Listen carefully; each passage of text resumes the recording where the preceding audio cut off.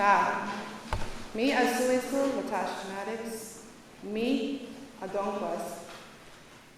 Natu kaonkwas. Naitu mai. Mi asuisu Janaya Maddox Williams. Naidonkwas mi asuisu Sanaya Maddox Blackman. Naipita Ontua. Hello, my name is Latasha Maddox. Good evening. I'm from New London, Connecticut. My daughter is Janaya Maddox Williams. This is my niece, Sanaya Maddox Blackman. Sorry. So thank you for allowing us to be here. I would like to take time today to acknowledge that we are on our ancestral lands, our indigenous people that came here before, the non-indigenous people. I would like to acknowledge the Eastern Pequot Tribal Nation, the Mashantucket Community Center, also the Mohegan Pequot Tribal Nation as well. So thank you for allowing us to be here on this land.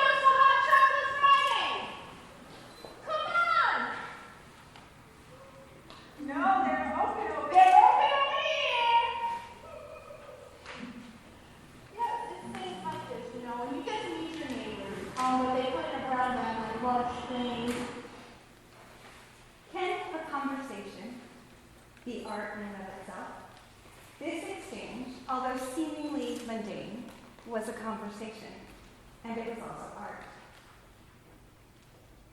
Danielle, who's here today, had a lot to say on that crisp autumn day.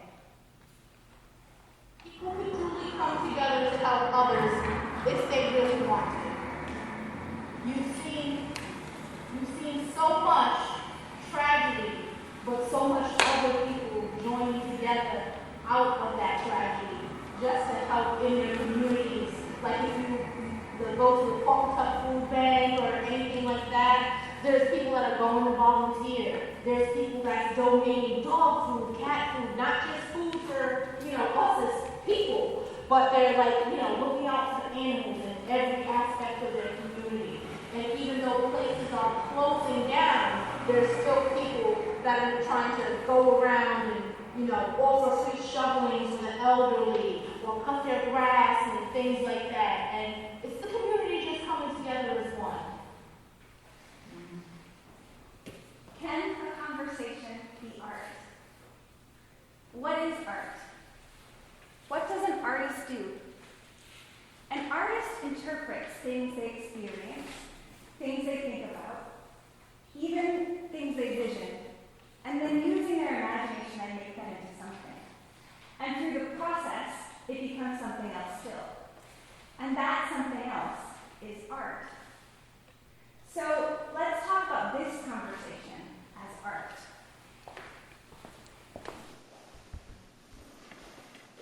Last August, Jessica Cerullo and I devised the artistic framework for this project and these interactions. We called the project The Ships in the Night, borrowing from the title of a Longfellow poem that describes what happens when strangers encounter one another at sea and briefly shine a light to announce their presence.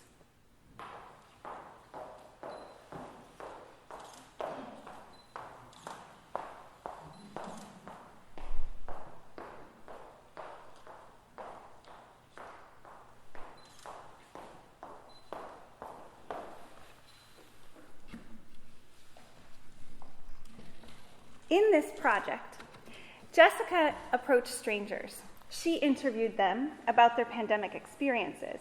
And then after the interview, she performed a poem, a one-on-one performance made on the spot using their own words. The experiences created in each of these one-on-one encounters are different from what could happen in a casual exchange or in a formal interview. Why? Because the container, the artistic frame, the form itself intensified the conversation that happened within it. Based on our knowledge of performance and theater and art, we knew that Jessica's attention, her presence, her ability to actively listen and respond with a performance, it created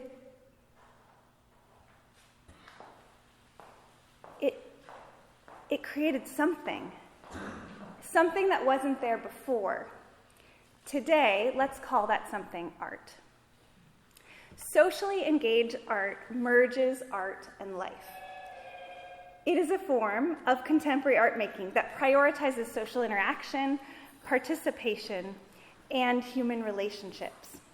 We are going to share 4 beacons of socially engaged art with you. And the first of those beacons of socially engaged art is that social interaction, when conceptually framed, can be art in and of itself.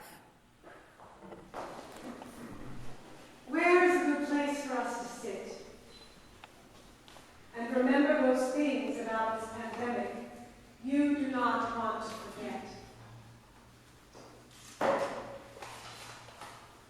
What learnings, what losses, what gains,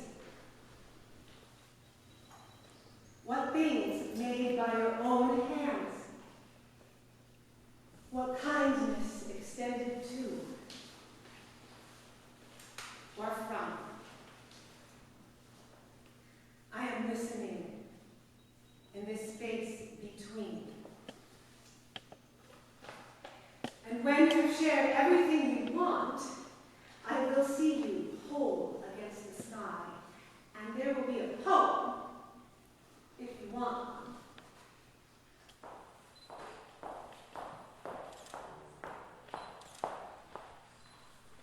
Where is a good place for us to sit and remember those things about this pandemic that you do not want your community to forget?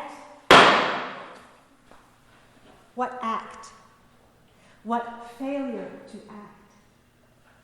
Around which tree did you first gather? What games did you play? What song did you sing? Was there a film, a book, a meme, a series, an invention that tethers you to this time? I am listening. I am moving my body in concert with yours. I shift my weight to follow your lead.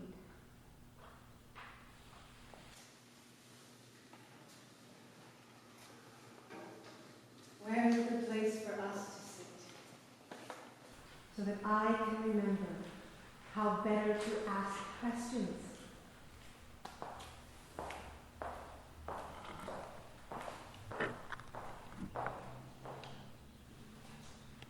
How better to listen to the answers?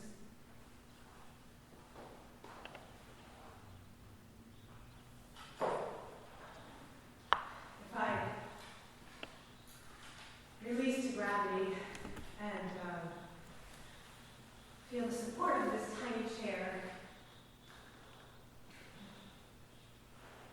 if I part my lips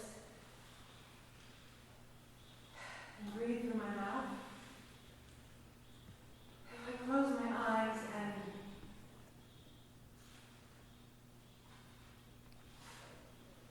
open my arms in the shape of a question mark, will it make a difference?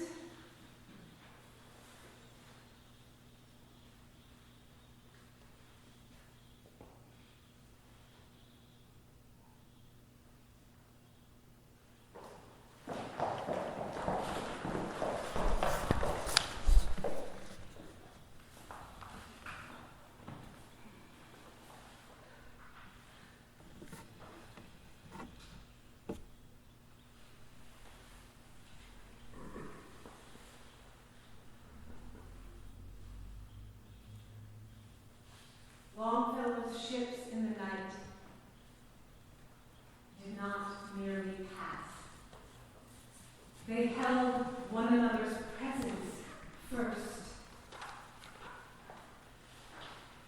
Shone their light to signal, I am here, I see you. Beacons before passing on the dark waters of night.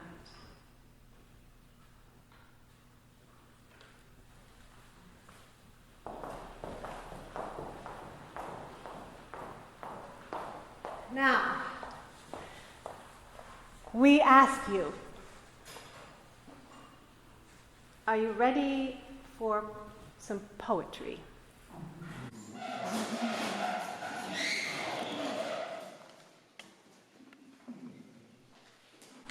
The second beacon, or principle of socially engaged art, is that it is collaborative and co-authored. Because it is responsive to participants, it goes places that a single individual or organization could never imagine. As artists ourselves, we reject the construct of the artist as a solo or individual genius.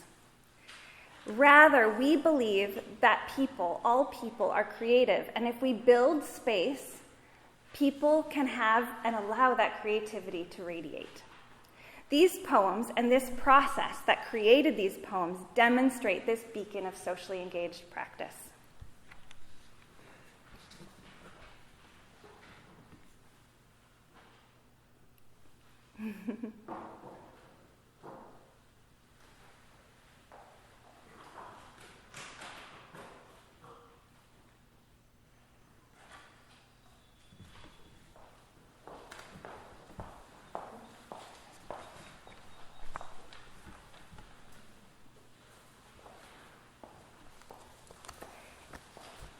In your hands is, or will soon be, an envelope. And in each envelope is a unique poem co-authored with someone who lived in New London County during the pandemic. The poems that you hold in your hands have been passed through many hands. First Jessica's, then mine, the co-author, then back to the co-author, and to whomever they chose to share it with in their own community, and then back to Jessica and I, because often they would want to share or change something. They might want to remove some information or make themselves anonymous or share their full names. Edit upon edit upon edit upon edit until a poet copy editor named Lisa Berman polished them up so they could arrive in your hands today. In your collective hands, you hold the voices of our shared community.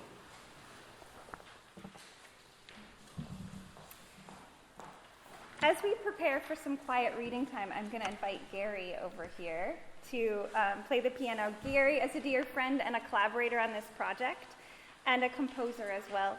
And when Gary plays the first note... Don't open them yet. Don't open them yet. It's way too late. It's way too late. Okay, it's okay. It's way too late. They're all opened.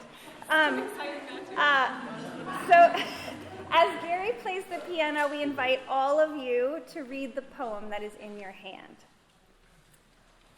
Although some of the poems are short, others are quite long. So, we would like to do this as a community active reading, and we'd like to do it in unison. Something interesting happens in a chorus, doesn't it? So we'd like to do it as a chorus. And so what we propose is that as Gary plays you read, and when you finish reading your poem, you put it back inside the envelope. When Tia and I see that all the poems are basically back inside the envelope, we'll know that Gary should end his song soon, and we can all move on together. So if you finish your poem early, you can simply sit and enjoy the music, reflect on what you read, and maybe even your own pandemic experiences in comparison. Thank you, Gary.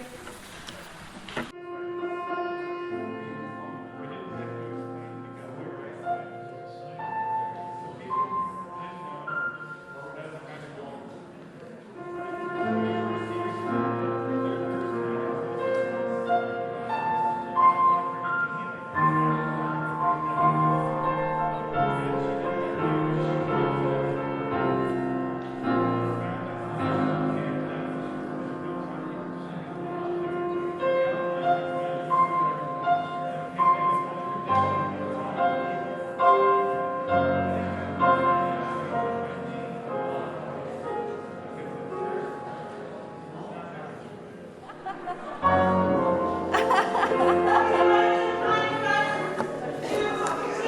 have another beacon of socially engaged art that we would love to share with you. It is beacon number 3.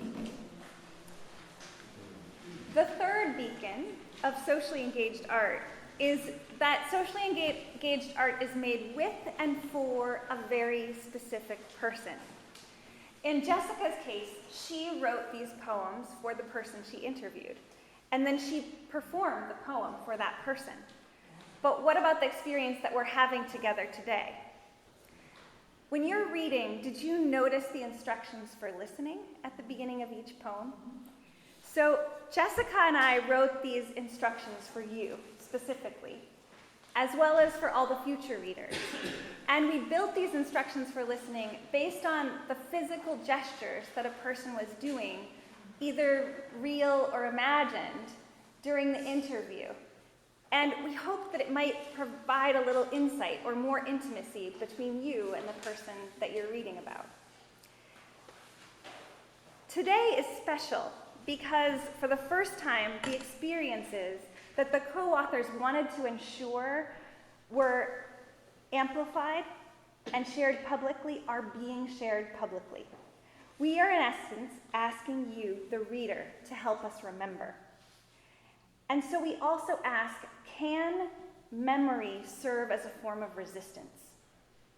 And if so, we might, each of us, might we consider resistance to what? Can conscious remembering, framing, and reclaiming of our experiences be valuable and a creative part of our community's health and our well-being? Our shared resilience. Not just the individual kind of resilience that is experienced by a single person, but the kind of resilience that is found when we show up for ourselves and for each other, when we enter into a place of flow. Socially engaged art is made with and for a very specific audience. And this performance today is made for each of you. So these poems, as Tia said, invite you through the instructions for listening to be an active participant. They invite you often to engage your body. The words we experience change when we move our body. When we move our bodies, our thoughts change. Let's look around the room for a moment and see who is here.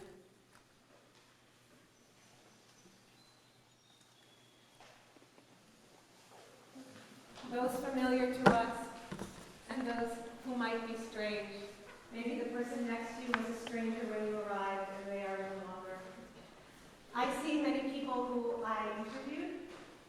I see Becca and Emma from Artreach, one of our community's amazing arts organizations that addresses community health and mental health. I see many librarians here who invited me into their space to meet strangers and who are here today to receive this archive of poems. I see my dad.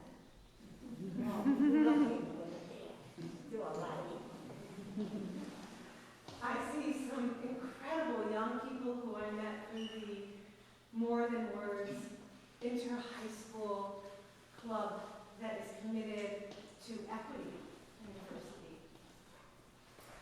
I see many, many other community partners who I won't name because they're in your program and because we have scheduled them, and I'm got my eyes.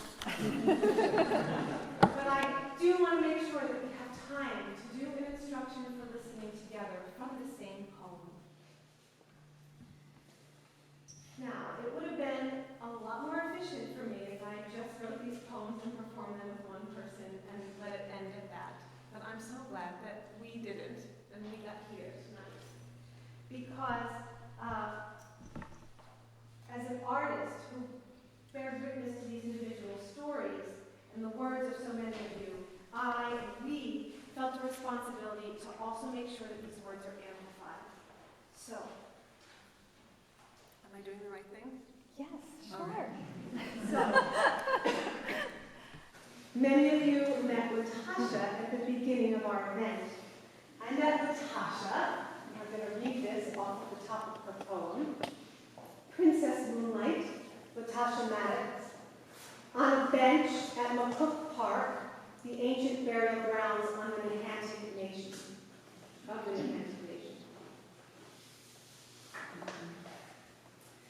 And the instruction for listening, which I will read and then I'll invite Natasha's voice in. Instructions for listening. Move your right hand in a circle. And you did this on that bench that day, I remember. And listen, as Princess Moonlight says, we are still here. Let the people know we are still here. Every day is a struggle, but we are still here. Let the people know we are still here.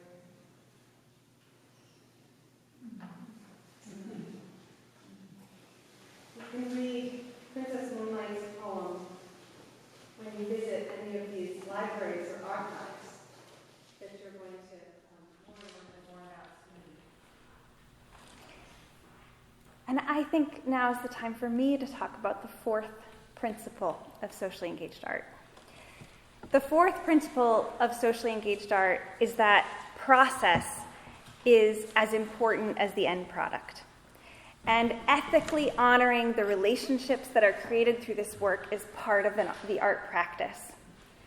This project that we are in today is now a living archive, an archive that's meant to be engaged, enacted, and transformed through our participation in it, through our reading of it, through our experiencing of it together. Social practice artists value process. I am a social practice artist. We did not do this because it was deeply efficient. We did this because we felt the need in our community and our communities to do this. And sometimes socially engaged art means saying no to efficiency and yes to creative forms of meaning making. Socially engaged art dares to do that through social interaction. So we're going to walk together to a fifth beacon, and that is, as some of you maybe know, a lighthouse that is not so far from where we are now. It is part of the Stonington Historical Society. We are going to ask you to carry the poem that is in your hands to that beacon and to place it in an archive there. We are also going to ask you to walk there with a person who you have been talking to, who you've been sitting next to. So we're going to walk 2 by 2 as a group. When we arrive at the lighthouse, Natasha is going to lead us once more. We will stand in a circle.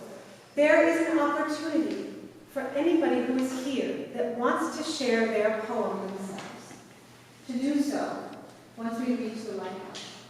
I will be carrying all the poems. And if you choose to speak your own poem, we have set out some locations marked by yellow flags by the lighthouse and some benches. And you can sit there and people will gather around you and hear your poem. That is a choice of yours if you want.